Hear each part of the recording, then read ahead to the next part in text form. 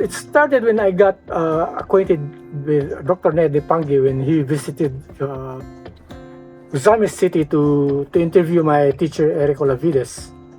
All those times I believe in all the story I read from books about the history of FMA. I never doubted it, especially from the narrative of Daniel Santo about its history. It's supposedly more than 2,000 years old martial arts. Then Ned asked me, do you believe in that story? Yeah, I do. Yeah, it's coming from a reliable source. No, said, I have some doubt. I have big doubts about that.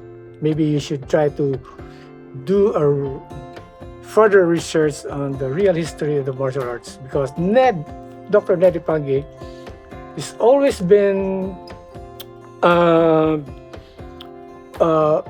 always had this theory back then that the Filipino martial arts we call Eskrima Arnis originated from the Spaniards.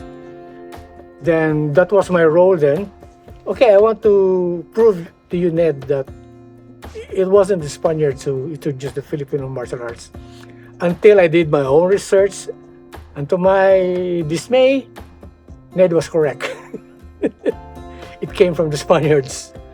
Not to take away the credit from the early Filipinos, the Cebuano warriors, but they did not have an ancient martial art way back then, because the pintados, or the pre-Hispanic Cebuanos, were called pintados because of the tattoo all over their bodies.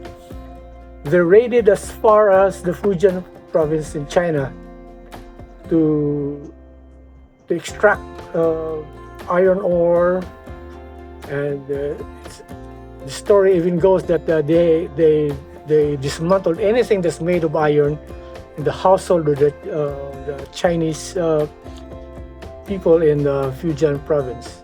So, in regard to the name of that martial arts, they call Kali or something, Ned was correct, and I was proven wrong, but there was no such thing as Kali. I tried to look into the books, I researched into the libraries everywhere I could find a good source. There was none of it.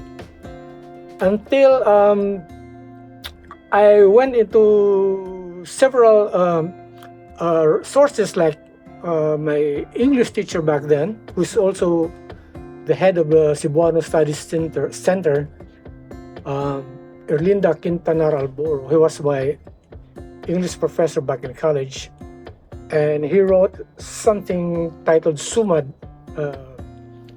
about the centennial of the Filipino Revolution against the Americans. And I found out that one of the teachers of the Cebuano hero in the revolt against the Spaniards, Leon Quilat, whose real name is Pantaleon Villegas, learned Eskrima from a Spanish priest called Angel Maestro. Then that really gave me an idea, something that my co-author Ned never explored on. So I researched more. I wasn't looking for the word Eskrima or anything that has to do with the martial arts. I did my research looking for the Spanish priest during the Spanish occupation in the Philippines. And I found out more than 5 Spanish priests who taught the natives Eskrima. But the Spanish priests who came here with the colonizers were swordsmen.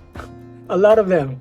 Father Angel Maestro, the one who taught Leon Quilat, Father Ibanez, the Spanish priest in south of Cebu. He taught Eskrima to Juan Dion, to the natives. Father Angel Maestro is another Spanish priest in Mindanao. So almost 10 of them, 10 Spanish priests. Now, when the karate guys and the kung fu guys talk about Daruma, the Buddhist priest who's the source of the kung fu and karate in China and Japan, Nobody doubted that story, and he was only one Buddhist monk.